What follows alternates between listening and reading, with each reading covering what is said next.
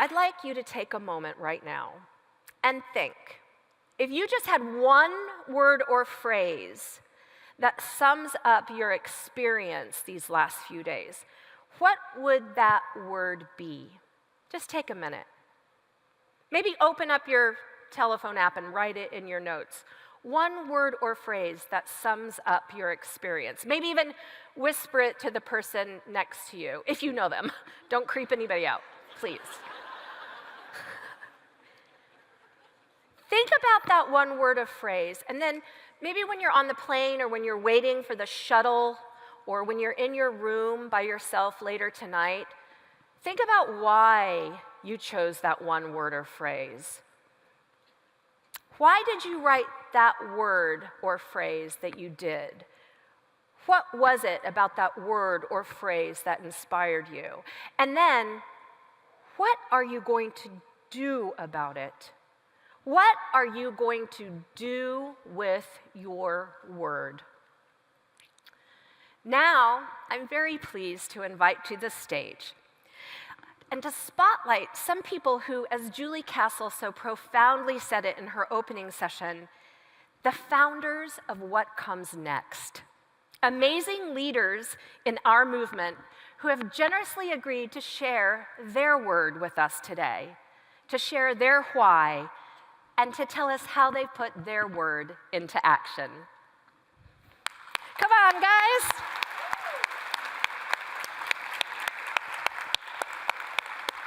I said,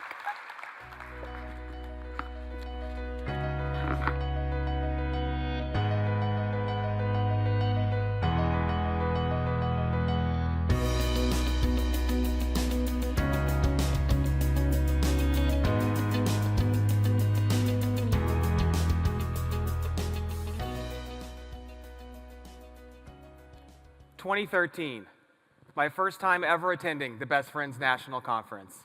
I was brand new to animal welfare at the time, and I was a sponge. So excited and eager to absorb everything that I could from the leaders and the change makers in our field. The conference was in Jacksonville that year, actually the last time it was here in Florida. I was working for Best Friends at the time on our Salt Lake City team, and we were getting ready to launch some brand new kitten programs. And we knew that the Jacksonville Humane Society was saving more kittens than almost anybody else in the country. So while we were here, we wanted to make sure that we had a chance to take a tour and listen and see exactly what they're doing and how they're doing it. Just got out of an amazing session led by their CEO, Denise Deisler, and she had inspired me to, I couldn't even tell you how inspired I was. Jacksonville was on the cusp of becoming the largest no-kill community in our country, and I just couldn't wait to get to the shelter and see that work for myself. I was sure I was going to be in awe. Could not wait to swing open those front doors and drink it all in. I remember driving to the shelter, heading down that busy road. I still remember the right-hand turn off Beach Boulevard into the parking lot and that first look across the property. And I said to myself, this is it? This is the Jacksonville Humane Society? Two crummy old trailers over here, a rickety old house on cinder blocks over here that literally shook during rush hour traffic. Every ceiling leaked. The place stunk. I remember walking through the halls and seeing all of the animals and seeing the staff, and they were sweating. They were working hard. But when I looked just a little closer, behind all of that sweat, I saw a smile. And when I looked a little closer at the animals, I saw just how comfortable they were and how well cared for they were. And the staff knew all of their names. 6,000 animals entered JHS that year, and they saved 92% of them. And that was when it hit me.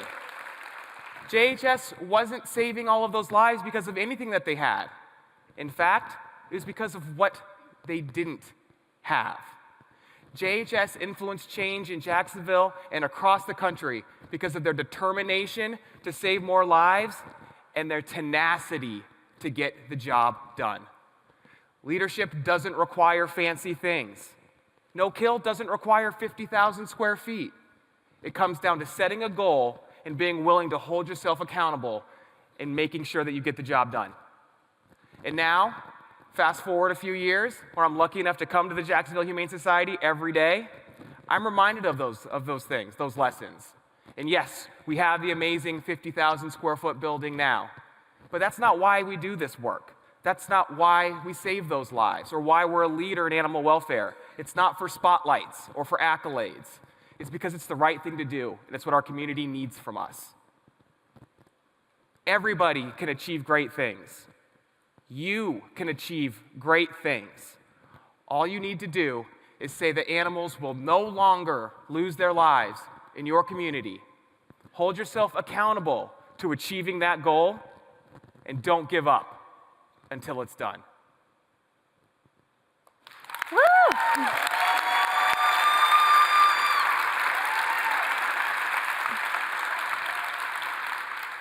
Imagine a city that industry left long ago. There are many abandoned buildings and burned up houses. The majority of residents don't have access to the resources that they need to live and have experienced generational poverty. The government's basically broke. There's no city animal control, and the county animal control is very underfunded. However, most residents own pets, they love their pets, and they want to take care of them. They just may need a little help. And then imagine that your animal welfare organization moves in. That city is East St. Louis, and that organization is Gateway Pet Guardians. In January of 2020, we moved into an abandoned elementary school, and we turned it into a shelter and pet resource center with very little money. I can't tell you how many people made comments to me that they couldn't believe that we were moving into East St. Louis, but I had the courage to tell them that they were wrong. In addition to moving our facility into East St. Louis, we had some other decisions to make. We looked internally into our foster and adoption practices to assess their fairness. And it turns out things weren't so fair. There were barriers everywhere. We required home checks, vet checks, and reference checks for both fosters and adopters. We required a lengthy application with many disqualifying questions. I personally would not have even been allowed to adopt based on some of those questions. So we knew in our hearts that the right thing to do was to remove those barriers so that everyone could experience the love of a pet. But that wasn't an easy change. We had many hard conversations, and we made sure that we did the culture change right using data and resources from many organizations, including Best Friends. Now, thanks to the courage of the Gateway Pet Guardians team, 55,000 residents in our service area now have access to affordable vet care, dog grooming, pet supplies, and pet food. They're able to be reunited with their dog if it gets loose. They have a safe place to take their pet if they can no longer keep it, and they're able to adopt a healthy pet. And after removing those barriers, we saw our adoption numbers double. And we saw our length of stay numbers plummet too, meaning that we were now able to save so many more animals. And now here we are, 4 years later. We are met with challenges every day, but we have built up the courage to continue to do what is right. The Gateway Pet Guardians facility in East St. Louis stands as a testament to what can be achieved when you act with courage and compassion. It's a symbol of hope, it's a catalyst for change, and it's a shining example of the difference that we can make in the lives of both animals and people. So I challenge you all now to go back to your organizations and have the courage to have hard conversations. Make changes too so that you can save more animals who need you.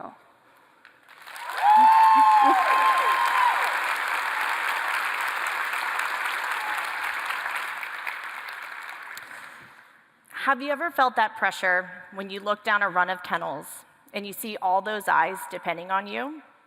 I definitely have. And one of the days I probably felt that the most is the day I met Darla. I was working in a South Texas shelter, and I saw a golden retriever being wheeled to the euthanasia room in a wheelbarrow. and she was only in the wheelbarrow because she was too shy to walk. I went over to her and I was petting her, and she was shy, but she was really friendly. And she was looking up at me, and it was in that moment that it just hit me like a ton of bricks. I just felt all the stress of that day and the chaos of that moment and the sheer minutes I had to make a decision. But fortunately, one of my closest friends and best work colleagues was there, Jordana, and I called her over, and together we assessed the situation. We hatched a plan. Within minutes, we got a receiving rescue to say yes to taking her. We figured out all the logistics of a health certificate and a transport plan. And best of all, the shelter worked with us and graciously played a little Tetris and found her a safe kennel to be until it was time for her to go. And it wasn't me that saved Darla that day, but it was through the collaboration of many people coming together for a single dog. And there are many Darlas that come through our doors every day. And the many miracles that you all are pulling off each day and each week, it's really inspiring. From the meticulous detection work it takes to get lost pets home, to all those spay-neuter surgeries you're doing for SNR and TNR to release cats, and to all the pets that literally, as I'm speaking, are curled up on their couches right now, safe, cozy at home, because you went the extra mile to keep them with their families. It's inspiring, and it's only possible through collaboration. And yet, I know all of this, but I have to remind myself every day and every week about the importance of collaboration. Recently, I just created a list I fondly call my What Keeps Claire Up at Night list, and it's really long and a little frightening. But I've enlisted the help of a couple just really motivated and inspiring volunteers. And each Monday, we work together, and we look at that list, and we check things off, and we're crowdsourcing solutions and bringing in people to help and brainstorming. And I'm looking back at the last few months of having them help, and it's pretty amazing what we've been able to accomplish together. So ask yourself, what is on your What Keeps You Up at Night list? And who can you bring in to help? Maybe it's someone you've connected with at this conference. Every time I feel that pressure, like the day I met Darla, I remind myself that I'm not alone, and it's through collaboration and passing the torch to others that we will succeed, and we're going to get through this day.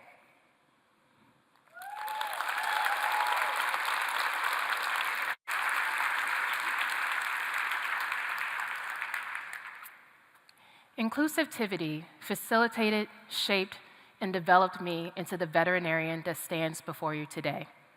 But a little backstory. Veterinary medicine is historically the least diverse healthcare profession in the US. I am proud to be one of the less than 2% Black veterinarians licensed and practicing in the United States today.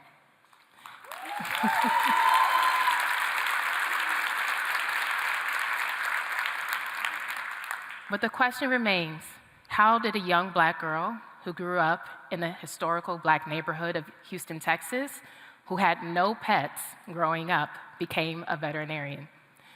And the story starts with an educator, a scientist, and a fellow animal lover, Dr. Charles Glass, my father. At a very early age, he recognized my innate hunger for anything animal, science, and an extreme curiosity of how the world works.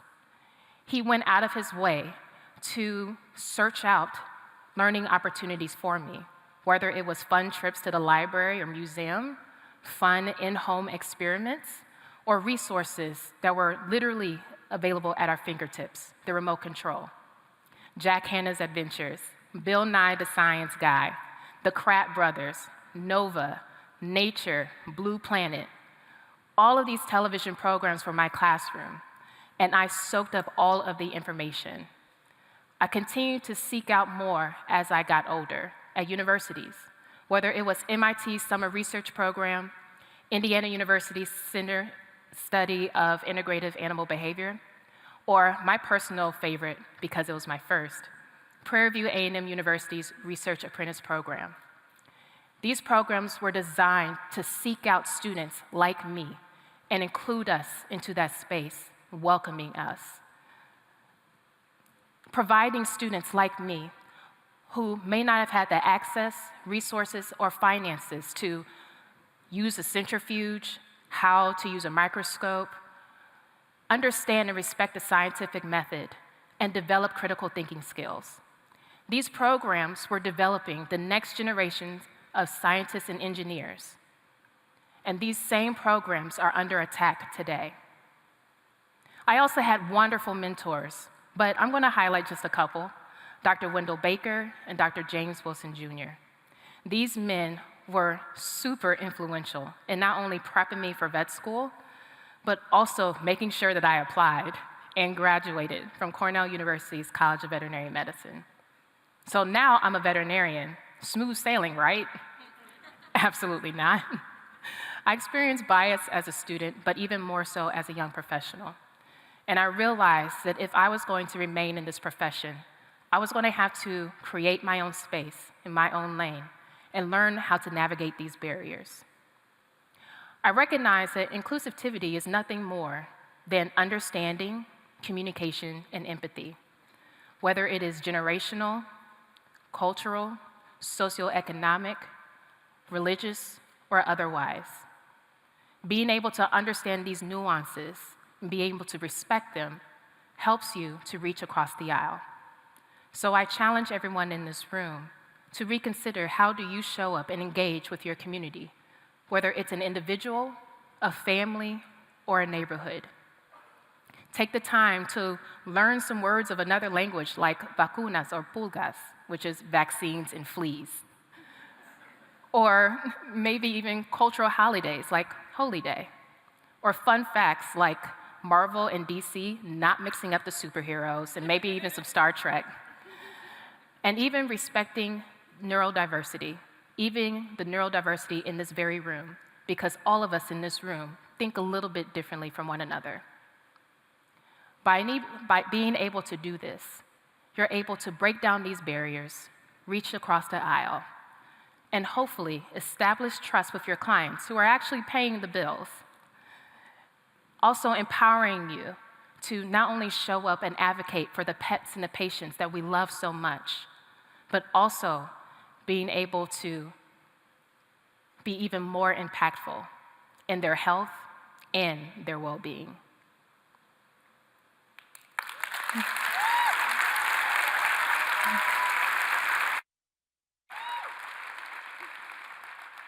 Every single person in this room volunteers, rescues, shows up to work every single day because of the animals we care for. And I bet if I asked each and every one of you, you could tell me the animal that's been in your shelter the longest.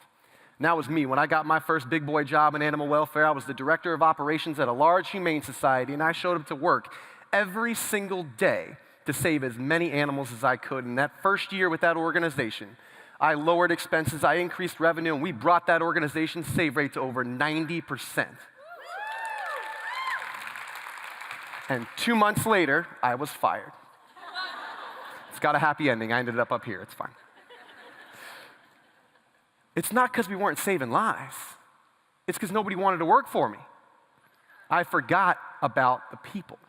So I had a great opportunity after that to work for Pasco County Animal Services, about an hour and a half west of here.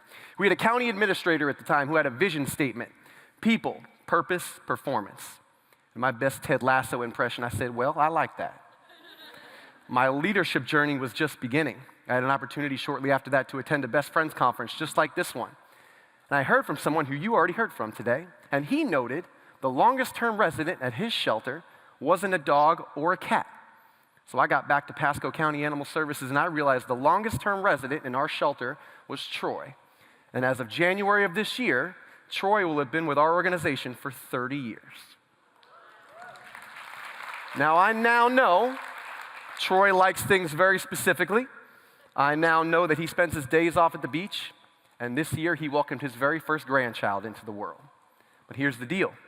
I got 50 other Troys who have stories just as impactful. We have to start taking care of our people, and that's exactly what we did. We started biannual pay-in-class studies, tuition reimbursement, employee surveys, continued education. You want to come to a big old conference like this? Go. We'll find the money. We started to take care of our people. Now we got to give them a purpose. I went to Troy right before I came here. I said, Troy, I'm going to stand on a stage in front of 1,500 people and tell your story. And his eyes got about this big because he likes things very specifically. And I asked him, I said, hey, man, all these changes we're making culturally, have they helped you at all? And he looked at me in all honesty in his eyes, and he said, man, when I show up to work now, it feels like it means something. We gave Troy a purpose. About 2 years ago, we were in the HR director's office for a budget meeting, and she turned to us out of nowhere and said, hey, did you know in Pasco County, there are only 5 openly transgender team members in the entire organization, and 4 of them work at Animal Services. Now, do we think in the entirety of the 4,000 people in Pasco County that work there, only 5 identify as transgender? Probably not. What I'd like to think we established is an organization where people feel like they can be themselves. They can go to their employer and say, this is me. We gave them a purpose. So that same county administrator about a year ago is getting ready to leave, and we said, whoa, whoa, whoa, we caught him in a meeting. You can't leave, man. We did people, we did purpose. When do we get to performance? And he looked at us and he laughed. He said, man, that's just the thing. You take care of those first 2, that third one takes care of itself. And darned if he wasn't right. We took our length of stay from 28.5 days down to 5.1 days.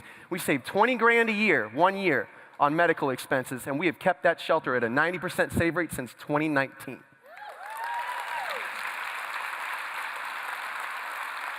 And I will tell you all, it is not because we got a big brand new building, it's not because we got a bunch more money. It's because we started taking care of our people. So when you go back to your shelters, I'm going to challenge you to find that dog that's been there the longest, and you make sure you care for them a whole hell of a lot. But do me a favor. You take a look at the other end of the leash, and you care about them just as much, because you will be amazed at how much life-saving you can accomplish when you do.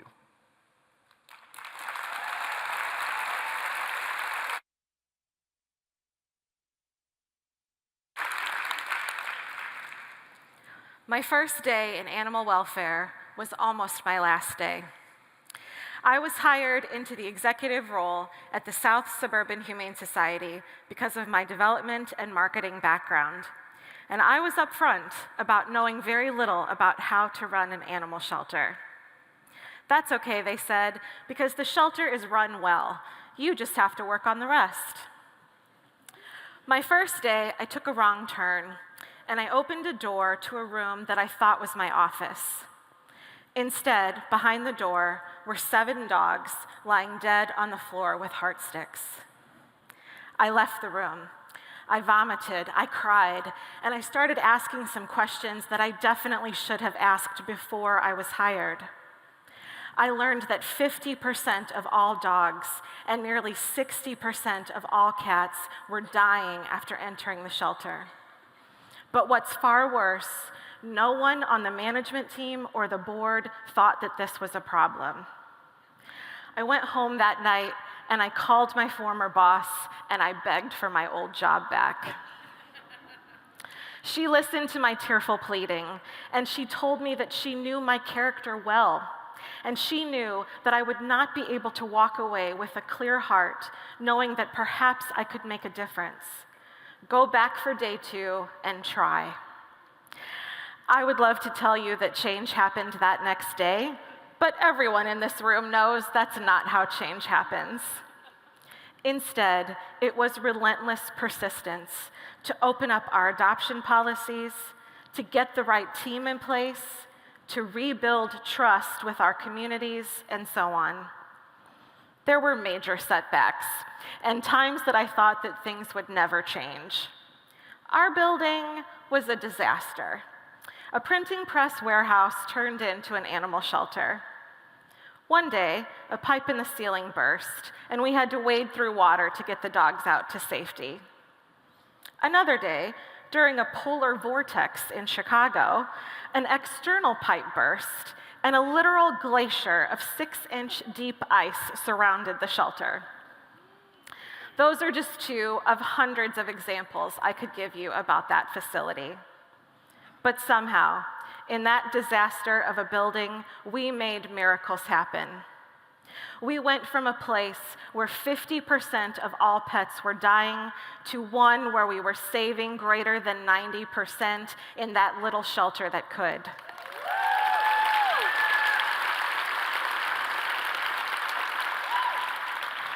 Through sheer determined persistence, we received a large grant, launched a capital campaign, and moved into a 19,000 square foot animal resource campus in 2022. That's it, right? Persistence paid off. That's the end of the story. It's not like anything crazy has been happening in animal welfare over the last couple of years. We were at capacity the day after we moved in, and we've stayed that way. Persistence, it seems, isn't a destination. Instead, it's a journey. I am much more often sitting in the chairs where you're sitting right now, and I know what you're thinking because I am you. Some of you are thinking that you are so overwhelmed that you don't even know what you're persisting at right now. I've been through a lot, but this right now is one of the toughest times, and I know that it is for so many of you. But I also know this much is true. We have to keep doing just the next right thing, one thing at a time. Persist at keeping families together in our communities. Persist at expanding access to veterinary care.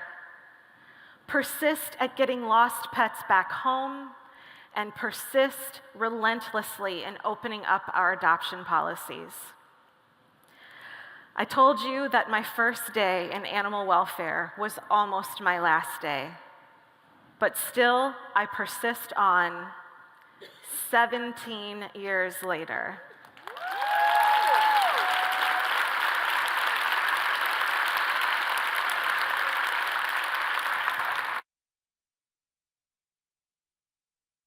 Wow, you guys, thank you so much. How about a big round of applause for these wonderful people? Thank you so much. Thank you. Thank you for your stories. Thank you for your vulnerability and getting up here and sharing all of that. That was amazing, wasn't it? Those were some pretty powerful words, powerful whys, and powerful actions. So I'm going to ask you again, think about your word.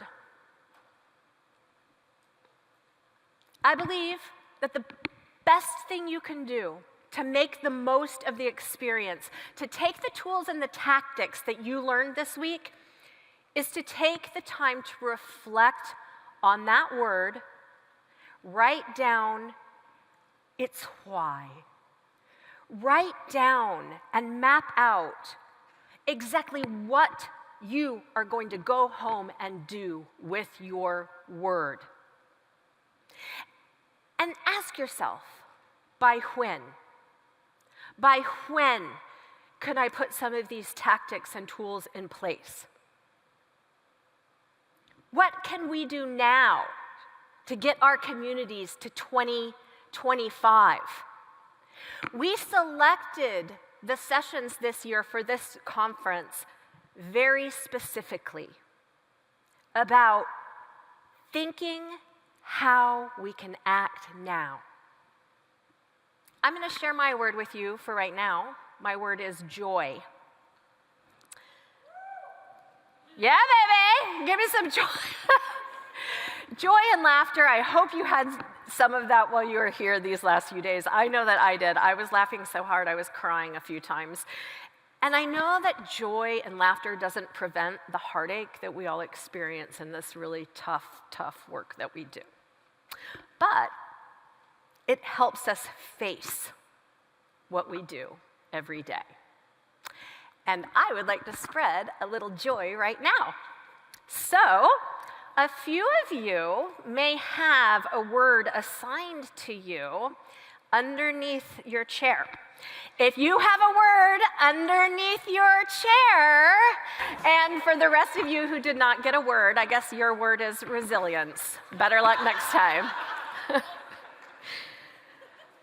But in all seriousness, take your word, take the learnings, and take the joy home, and use them to continue to fight the fight for the animals. Use them to unleash your power. Thank you.